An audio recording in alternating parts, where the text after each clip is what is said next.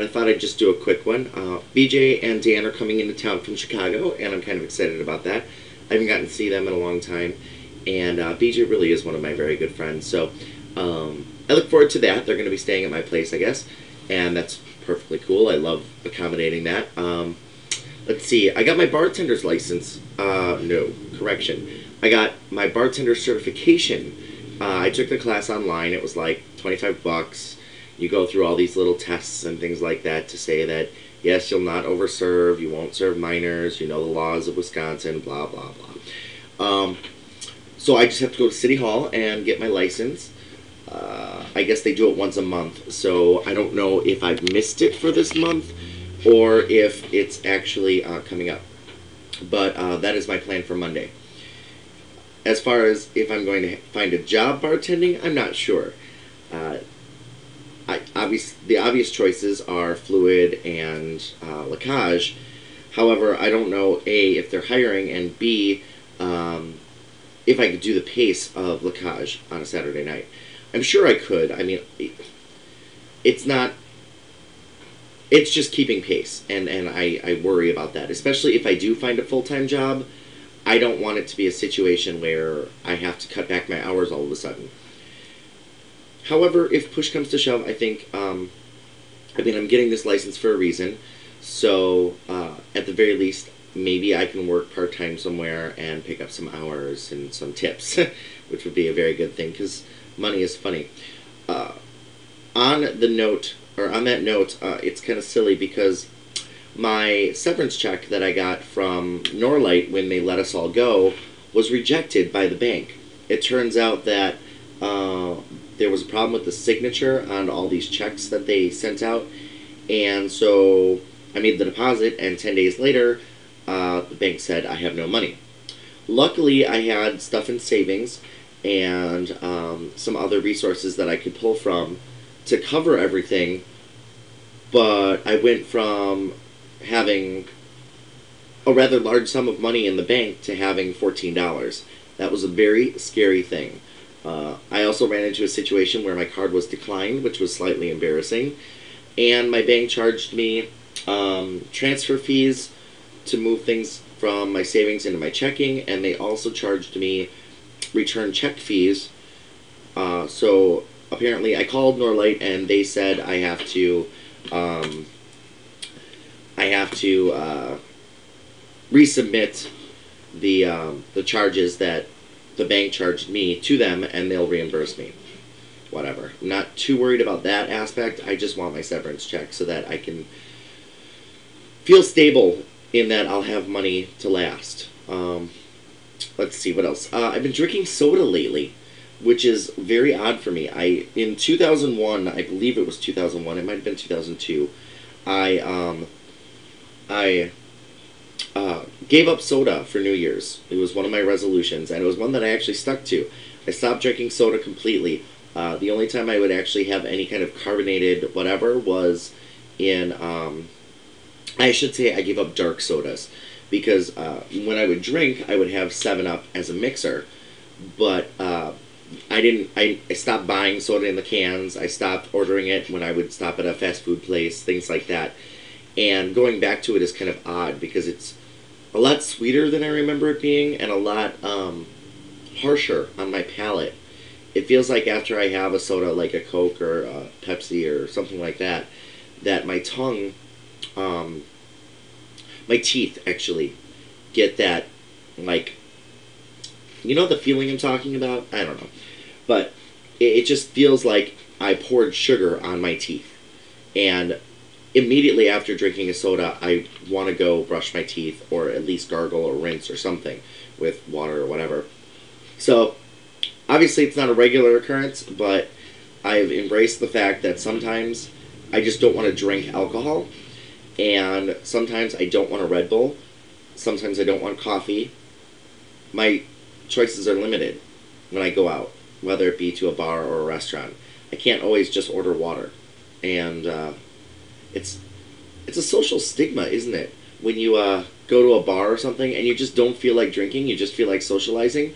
There's, whether it be your own pressure or pressure from the bar or your friends, but it almost feels like if you go to a bar and you don't drink, you're socially outcasting yourself. And I don't like that feeling. I mean, I will gladly pay $3 for a bottle of water, but I don't want the feeling that, oh, he's pretentious, or, he's too good to drink. That's what it feels like. And maybe I'm off base. Maybe I'm just overanalyzing the situation. I don't know. But as of lately, I've been going out a lot since I don't have anything else to do without a job.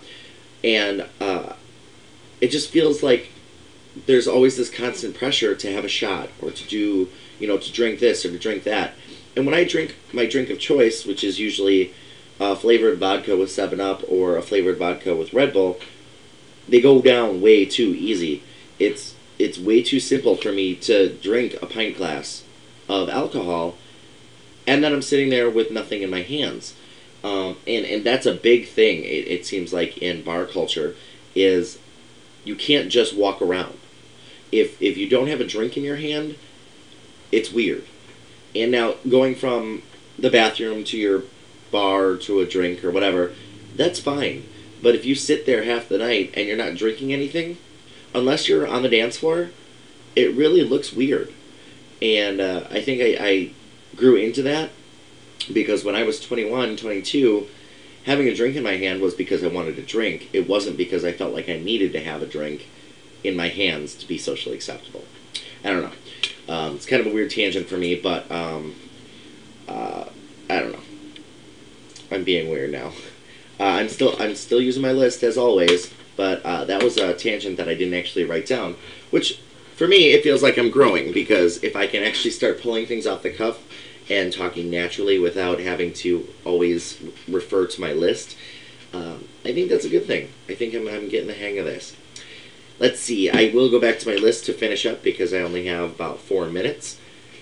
I found a bunch of random music on my iTunes list. And I was kind of weirded out by that because I've been doing some transferring back and forth between the bar and my iPod and things like that. All of a sudden, I have like 150 songs that were added on a specific date at a specific time, and I didn't know where they came from. Kind of shocked me a little bit. And then I realized my friend Baby Davey gave me some of his old Macintosh computers, and his request was that if there was anything on them that was worth saving, to save them, burn them to disk, and give them back to him, or to whomever they belong to. And unfortunately, there wasn't really much of interest for me or anything significant. But apparently, when I downloaded all of the music on one of those machines to put onto a CD, I put them into iTunes, whether it be inadvertently or whether my computer scanned that particular portion of my drive and added them. But all of a sudden, I've got all these remixes from the late 90s of all these songs that I've never heard before. Not necessarily the songs themselves, but the versions of these mixes. And I found it very intriguing that I have all these new songs that probably have never been played in the club scene here in Milwaukee, or if they have, it's been so long that people just don't even recognize them anymore. So I thought that was kind of interesting. Outside of that, I'm still doing the job hunting thing. I have resumes out on Monster and Career Builder and Jobs That Serve and Hot Jobs. So I'm still waiting for replies. The market here isn't really all that good right now for me. Telecom is something very specific, and a lot of people want degrees or very specific targeted types of education, and I don't have that.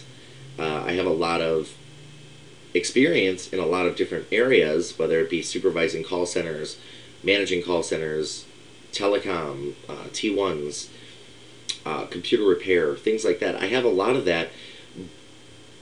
None of it is really specific enough to tailor one single resume for that. I can't build an entire resume on telecom. I can't build an entire resume on call center management. It just doesn't work. There's not enough visual to make it seem like I'm a 28-year-old that's been in the workforce for 20 years. 15 years. So I don't know. I don't know how that's going to work out, but I'm going to keep plugging away at it, and hopefully I'll find something.